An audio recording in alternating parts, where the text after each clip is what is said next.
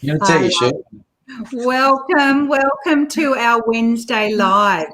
Such a great day. Actually, it's a bit cooler here in Brisbane today. We've got the rain. And I just noticed, Bram, you took your jacket off as well because it must be pretty cool in South Australia. So welcome, Bram. Bram is an entrepreneur, Belgian-born psychologist. Arthur calls him the muscles from Brussels. So thank you, Bram, for joining us today. I think I stole that from someone. You probably did. And I've also got Arthur Kallos here, and Arthur Kallos is, again, he's an entrepreneur in financial services and also a very successful financial planner. So I love having my crew with me every Wednesday and just talking about some of the challenges and some of the opportunities and some of the things that we experience when we're working with financial planners or dealer groups or financial planning practices. And I know we want to touch on a couple of different things, so I've tried to keep it to a minimum, but what we're going to touch on is communication and emotional intelligence.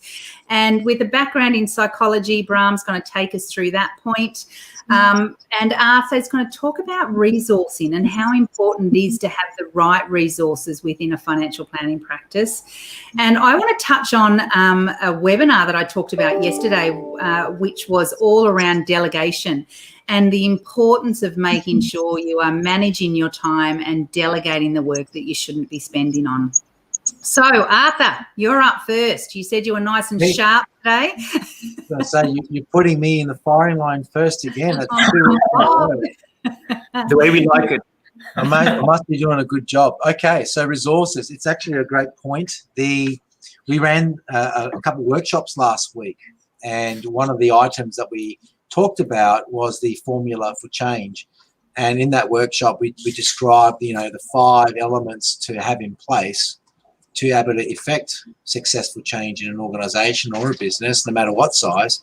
And one of those items was resources. And it was actually quite coincidental that much of the feedback from the audiences that attended those workshops was that was one of the things that they felt that they were a little bit underdone in. And so, a wise person once told me when I was employed by a large employer, understanding how to correctly use all the resources around you to be effective in your role.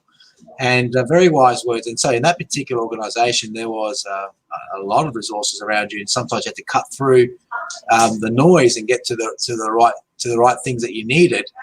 And so this is not to say that those advisors on the call didn't have the resources, actually being aware what's available, first of all, but secondly, making sure that they've partnered up with a group that actually provides them with leadership to actually say, well, here's the resource list that we've given you, here's where they fit in your practice, and here's how to use them and the why, and then allow the practice owner to kind of put it together to say, okay, well, this is my advice process.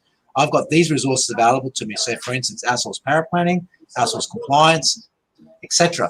And so really the whole idea there is by correctly leveraging those resources, you're doing probably more of what you should be doing, which is client-facing time, and less of what you shouldn't be doing, which is, with all due respect, back office work. And so putting your skills and strengths in the right location in your business. And at the end of the day, it is getting more cumbersome for advisors out there to be doing it all themselves. So they've got to start making some choices as to hiring resources or outsourcing parts of the advice process to partners or services that's provided by their dealer group.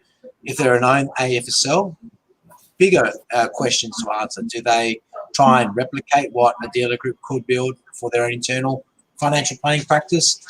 Do they, form strategic partnerships to outsource?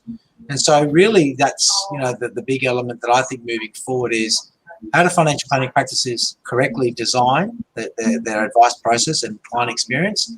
And by doing that, identifying the resources they need to be able to deliver that consistently and in the eyes of the customer as a value-adding experience so they continuously renew, particularly after July 1 when, annual agreements are going to start kicking in, and there's going to be far more emphasis on that annual transaction for clients to continue buying services. So typically, you know, power planning is something that can be outsourced. There's plenty of organizations out there that provide dedicated power planning solutions, and how that weaves into your technology stack is very important, so that it's a seamless exercise to allow someone to do the plans for you compliantly using the templates provided by either your own AFSL or your dealer group.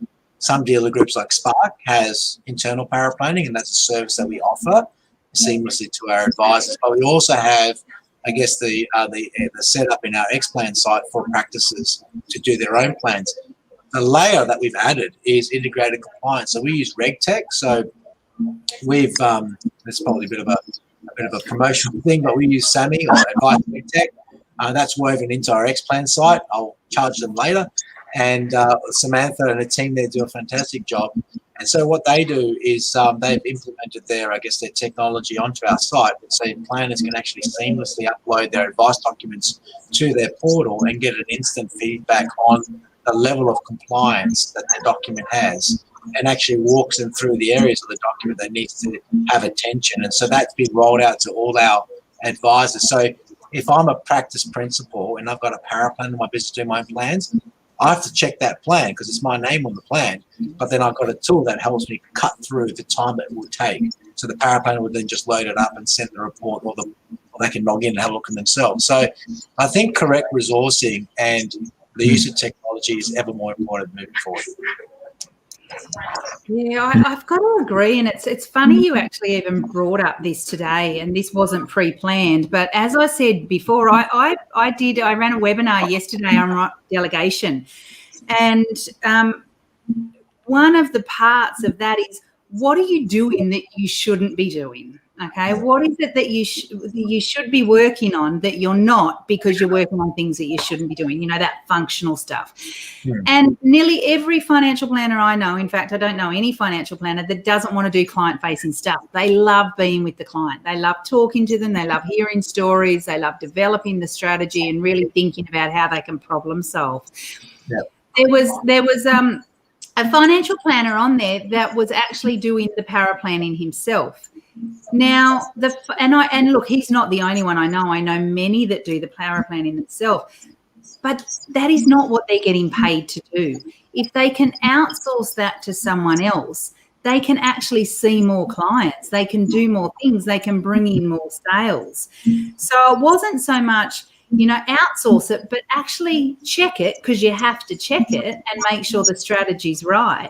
But don't be spending your time on that. There's a great tool that I always get financial planners or any leaders that I'm working with, is the Eisenhower Matrix. And Stephen Covey made it famous in the 7 Habits of Highly Successful People, where he called it the urgent important matrix. Okay, but it was actually the Eisenhower Matrix, and it was Dwight Eisenhower who was the president of America for a long time. And it's around making sure you're spending your time on the tasks that are urgent and important, that you're scheduling the time that you should be working on the things that are important but not urgent, okay? But you're delegating, okay? Delegating is so important in a business, because you can earn more money when you delegate out and spend time doing the things that you should be doing. Shifting tasks to a lower cost resource absolutely makes sense. We rolled out the urgent important framework tool to our leadership team within the dealer group, and it's very good. So the rule is like, something comes in, you know, make a decision. Where does it sit in the quadrant? You know, that's right. Yeah. Like, so if it's an issue with one of our advisors, you know, urgent important, you got to call straight away. But you know, can it wait? Because the sender, it's always urgent and important to them, isn't it? So, yeah, that's right. And by the way, and what about the fun? Like, if you mentioned, Kylie, how, you know, a lot of financial planners like being client-facing and talking to clients. Well, guess what? If you can have more of that and less of the other stuff in the back end, well, you know, it's a win-win really for everyone, right? It is. Yeah, I agree. One of the things, though, that I do find that is a concern for financial planners, and that's why I love what you just talked about there, Arthur, is financial planners are so scared now. Many are scared around the compliance. They're worried that if they don't spend that real good quality time checking and rechecking, that they're going to be put on the stand. I think it's this is why they want to do their own paraplanning, isn't it? I mean, there's it's a big emotional thing, and it's also where they see their value. Yeah. Like some, and this is probably when it comes down to, the perceived value of themselves and the role they play in that, I guess, that interaction with the client. And some just see their value in producing those documents, but some want to know that it's correct, to your point. And so it's rather than run the risk that it's done incorrectly, which they're going to fix it anyway. Yeah. It's that detachment. Yeah, and that was the purpose of, delegate it out, okay, but check it when it comes back, okay, yeah. And you can make some tweaks, but at least you haven't spent 6 hours on putting the plan together. You might only spend 2 hours on it. Yeah. I think it's like any outsourcing decision, though. It's really around, what's the upside versus the cost, and then, is it marginal? And when it's marginal, they just choose to continue doing it. I think the missing element, like you say, is like, I've got to check it anyway. So in terms of, that's why, in our dealer group, we've woven in the reg tech so that they can actually check it seamlessly, more efficiently, and actually have, all the dealer groups, all the licensees' policies woven into the rules. So it's like probably more accurate than what the human mind can contain at any one given time, because it then refers back to the legislation and the reg guides. So it's important to get those resources around you, which then that marginal call between, I might as well do it myself, or I'll outsource it and have a checking system to check it, then it becomes probably a little bit more easy to decide to let it go. Yeah, I love that. Which is what we've got to encourage, because if our practices aren't given the resources to have that freedom of choice, then the argument is, how productive can they be in the new world moving forward? Yeah, for sure. Definitely. Sorry, I think I've spoken enough. That's all right. So was there anything else that you wanted to, let's say, give in it's just a polite way of saying, Arthur, before I tell you to shush, I'm going to give you one last chance. I've got plenty to say. Here. Yeah. No, I think Kylie's comments are great, and I'm just trying to give a bit of an insight to, the decision-making process of an advisor, where they know they should, but the upside is either great enough or the pain isn't great enough for them to shift. Mm-hmm. Yeah, beautiful. Okay, it sounds like we've pretty much come to a close in terms of the delegation. And Kylie, you mentioned earlier how we would touch on emotional intelligence as it is relevant to sales. I always know that when sales, the word is being said, that a lot of financial planners cringe. It's the dirty word. But I also would like to challenge people a little bit in their mindset around it, because let's just say, if we as financial planners or just trusted advisors fail to convince a client that the problem that they have and the service that we have available for them are actually a good fit, meaning we can help them. If we fail to do that, we're actually letting these people down. We're doing them a net disservice by not helping people to come on board with us. And so one thing I wanted to share in terms of emotional intelligence that I thought was relevant, again, you or Arthur mentioned, it's important that people spend more time with client facing and that they have a certain experience with the advisors. And I see that because of the nature of the job and the environment, the compliance and the regulations around financial planning, I see a lot of people really exercising the brain muscle and the IQ, but I think that they're really kind of, by default, missing out on a huge opportunity, which is developing the EQ side of things, the emotional intelligence. Because once we got a client sitting in front of us, I can guarantee you that if they feel great in your presence and you can spark them with some interesting information that they appreciate, that's when you're basically making a win. You're on your way to convert them into a client. But here's now a huge but.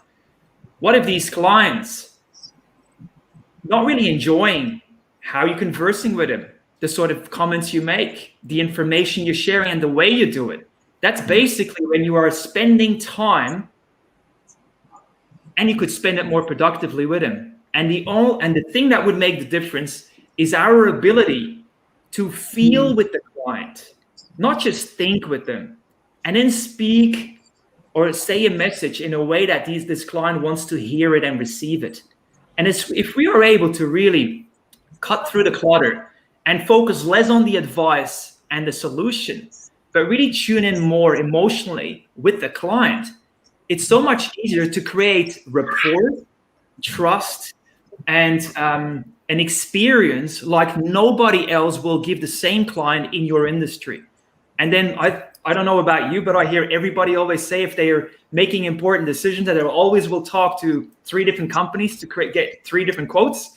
Well, I think it's important that you're aware that people are not just talking to you, they're talking to others, and provided you can make them feel a certain way right from the get-go, you're already exercising the IQ muscle anyway.